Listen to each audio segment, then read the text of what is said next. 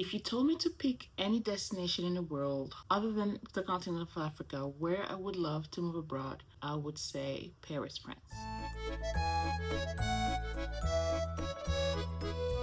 So it's no secret that I love to go to Paris, but in today's video, I'm going to give you 11 reasons, yes, 11 reasons why Paris would absolutely work for me for our move abroad destination. So for a lot of people, we see Paris as, the romanticized city of love and all of that, city of light and everything. And yes, actually it is true. It was actually in Paris that I knew that my husband was going to be my husband, because it's a story I have to tell you another day, but he flew to Paris when I was in Paris, and that confirmed that he was the one. But anyway, so yes, it is the city of love and all of that, but that's not one of the 11 reasons why I'm picking Paris as our potential move abroad destination. The first reason is because of the slower pace of life.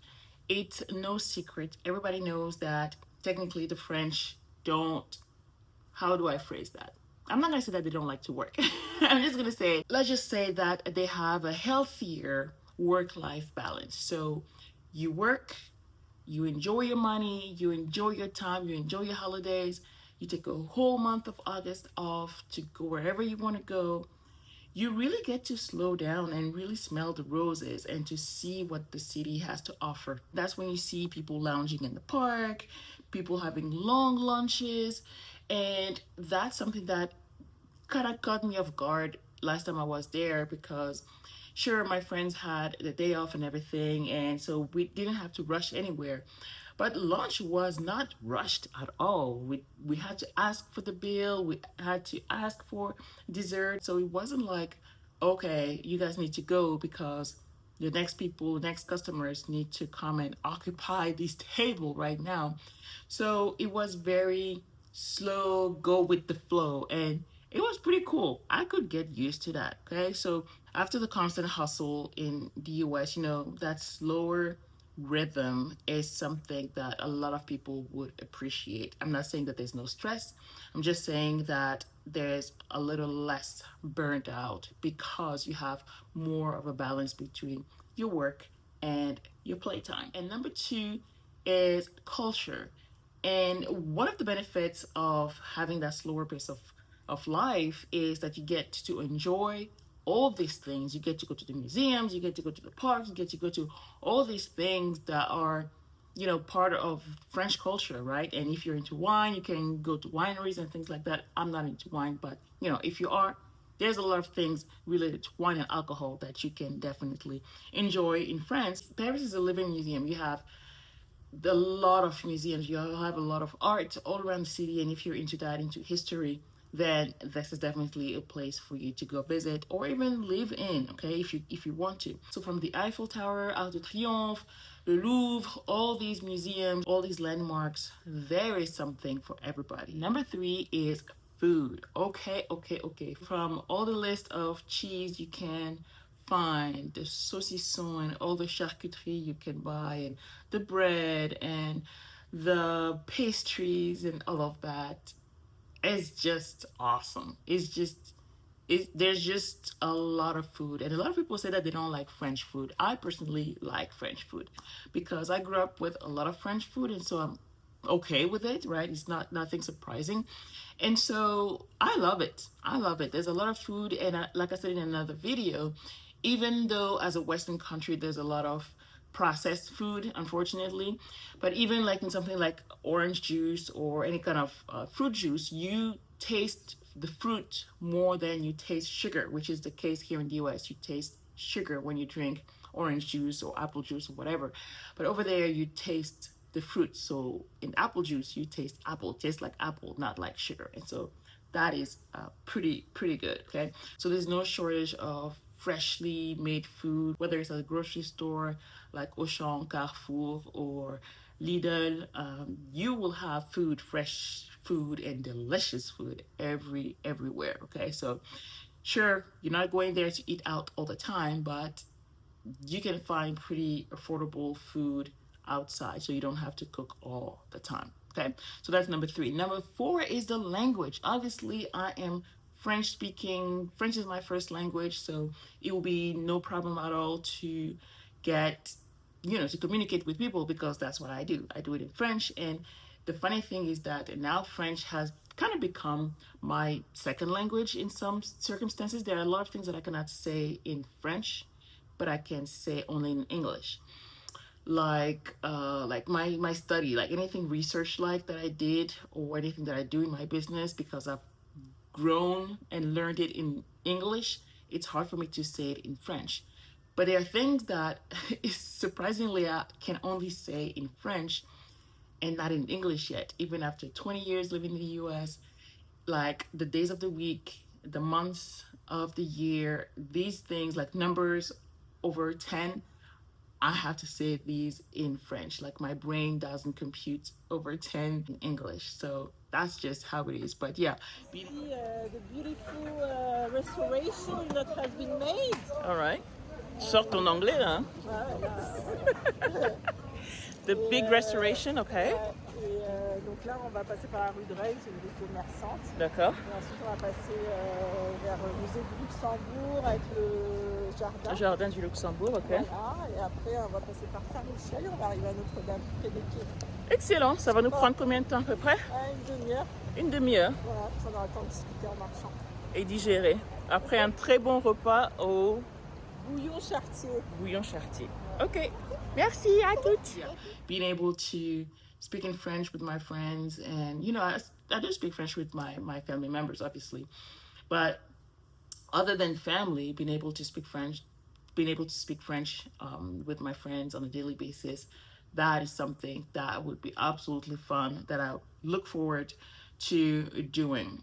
And speaking of French, do my kids speak French? The answer is no. The answer is no, but I mean, they do have some books in French, and we teach them a few words. And by we, I mean I. I teach them a few words here and there, but they are not fluent in French. Okay, they basically don't speak French, and so I really would like them to be able to grow up in a multicultural environment, or at least a bilingual environment, just like I did growing up in Morocco, where French was at home, English at church, Spanish on TV and with some friends, and Arabic in the street. So automatically, before the age of 10, everybody's quadrilingual, right? And so it's something that is very rare to have, and it comes very naturally. You don't have to go to school to learn those languages. And so I want my kids to be able to be in an environment where they can at least be bilingual, because that is it's a big plus to have, not only for their life as kids, like communicating with other kids, but also as grown-ups on the job market or anything that they want to do.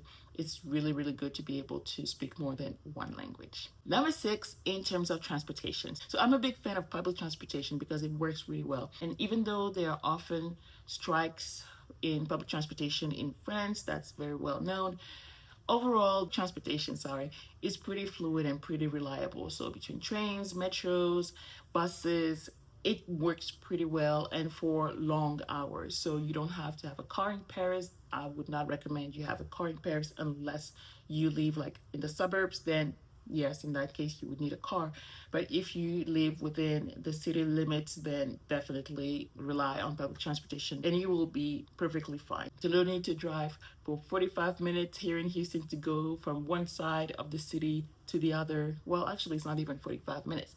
From one side to Houston to another side of Houston is at least an hour and a half. So yeah, you don't need to do that in your car. Just take the subway. You'll get to your destination faster. And yeah, you can read a book while you do that. So definitely enjoyable. So whether it's to go pick up your kids at school, watch a show, watch a game, go to a museum, go for a run, whatever it is that you need to do within the city limits, then absolutely reliable public transportation. Even outside of the city limit, the transportation system is pretty wide.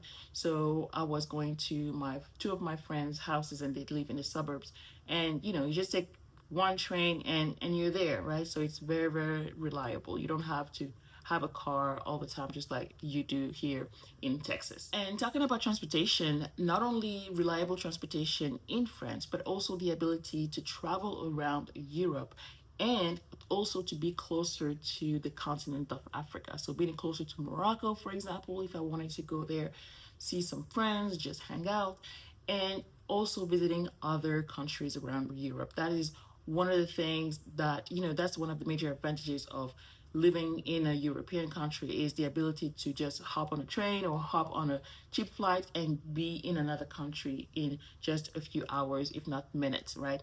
And so that is something that I'm looking forward to having and doing, because not just for us, but also for our kids to be able to, again, experience different cultures and seeing different things.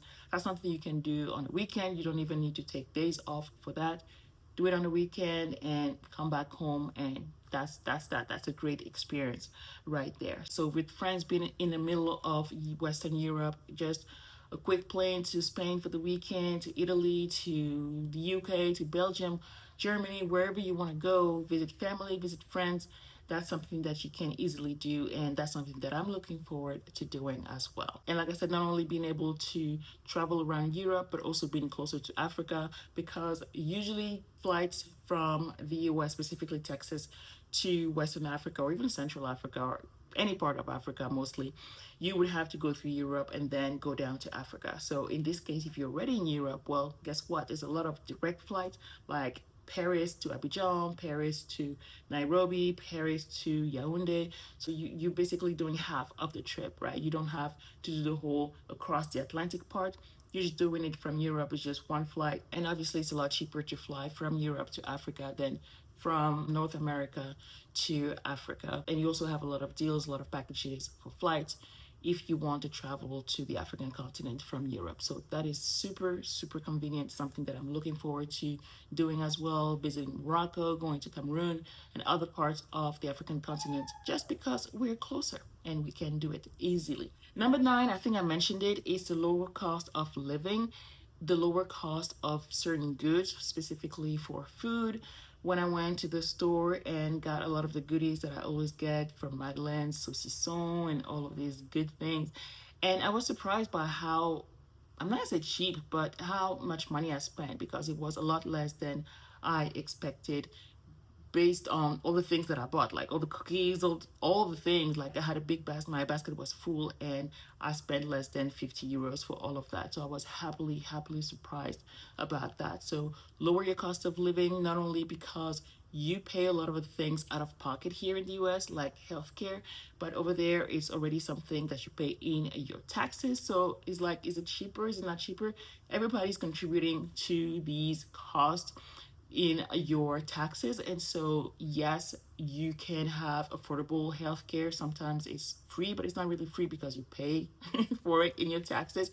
But in the greater scheme of things, greater scheme of things, yes, it is a little more affordable, because the money that you're making net is what you get to use for, like, going to the museums, again, traveling and all of that. It makes it more affordable than making a lot more money here in the US, but the expenses are also a lot higher here, right? And on top of that, if you're able to make US money and make as much as you would here, then that will stretch your money really, really far. You'll be able to fully enjoy your money, and you wouldn't have to be on survival mode, but more on, enjoying and thriving mode, which is what we all want. Okay. Number 10, I think this is a personal one. It is nostalgia, because, like I said earlier, growing up in an environment where I would speak French all the time, I went to a French school, and being in that schooling system, I'm not saying that it's better than the American system or it's worse than the American system, but it's different. And for my kids to be able to experience that, it brings back memories of growing up. And I think I'm a little nostalgic about this all, and like how things were when you were a kid, and now you moved on from that, and now you get to re-experience it through your kids. I feel like it's so, I don't know, I guess I'm romanticizing the whole thing a bit, but it's a great feeling to know that the kids can experience that. They can grow up in a francophone environment and see some of the things that I got to see and when I was growing up, or experience the things that I experienced when I was growing up, and that I stopped experiencing for the past 20, 25 years maybe, and that I forgot about. Like something just as simple that I saw the other day when I went there is the I don't even know if you have that here in the US. Is the eraser, like, because growing up at school we used to write, we never wrote in black ink, first of all, only blue ink. And we wrote with, how do you say that in English, like the stylo à plume. How do you say stylo à plume in English? I'm gonna put a picture right here. It's, that's what you wrote with when you were a kid. And you had all the accessories that went with that, like the special eraser, and then you flip it and then you can rewrite on it, like the part that you erased and all of that. I haven't seen these erasers in like 25 years. And when I went back just a few weeks ago and I saw it, I was like, oh my gosh, memories, right? Childhood memories. And yes, I'm a bit nostalgic about this whole thing. And I feel like it will be great for my kids to experience that. Okay.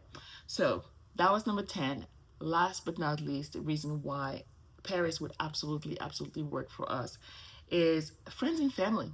Obviously, we have a lot of friends in France and specifically in Paris. And so, childhood friends, college friends, and being able to be closer to them is going to be really unique, really fun.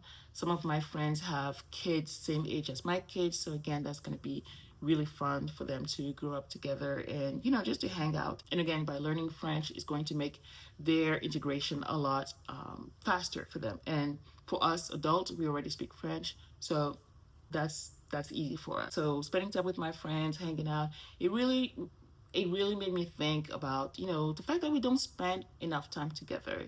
You grew up together, so you used to spend days together, like every day, going to school together and all of that. But then you grow up and you get married and you have kids and you move away and all of that. And so being able to reconnect is such a cool feeling of familiarity. It's great to be around people who really really know you. Not that people here don't know you, but it's just that you have history together. Okay, so it's friends, it's family as well. So having that sense of community, I think it's pretty cool. When you move abroad, when you move anywhere, you want to have that familiarity. When I moved here about 20 years ago, I didn't have anybody that I knew. I mean, I had siblings in other states, but in the whole state of Texas or in my city, I didn't know a soul. And so it was weird, but at the same time, you get used to it, right? You just adapt. And so being able to go to an environment where you know the people, you know a few people there, it makes your integration a lot easier, I think. And so that's pretty much it. Those are the 11 reasons why Paris, France specifically, would totally work for us. And I would move in a heartbeat. Like, I've started doing the research and all of that, looking at the requirements and talking to some experts about, okay, can we make this happen? And so France is a very logical choice. It's a very easy choice for us because there's no language barrier. We know the system, we like the culture, and I think that it's an easy yes for us. I know that I've been talking a lot about the continent of Africa, specifically Cote d'Ivoire, Cameroon, as our move abroad destinations, and they remain our top destinations. But I wanted to give an alternative, and I'm looking at alternatives right now. And Paris, France is looking pretty good up there at the top of the list because it meets a lot of the criteria that we have, me specifically. And again, my husband and I don't always agree on where we need to go, and he has a different opinion on France, and they are not the same as mine on a lot of the points. Like, we have similarities and everything. And if you and your spouse are not in agreement with the destination, or if you don't know how to convince your spouse to move abroad in the first place, well, I recommend you watch this video right here. I'm sure it's going to help you, give you some pointers on how to help that process. Okay, if you have any questions for me, let me know in the comments. Thank you for watching this video. I'm going to share more Paris content, like what I packed, what I did there, and also the things that will make me say no to France. So stay tuned for those videos. Till next time, bye.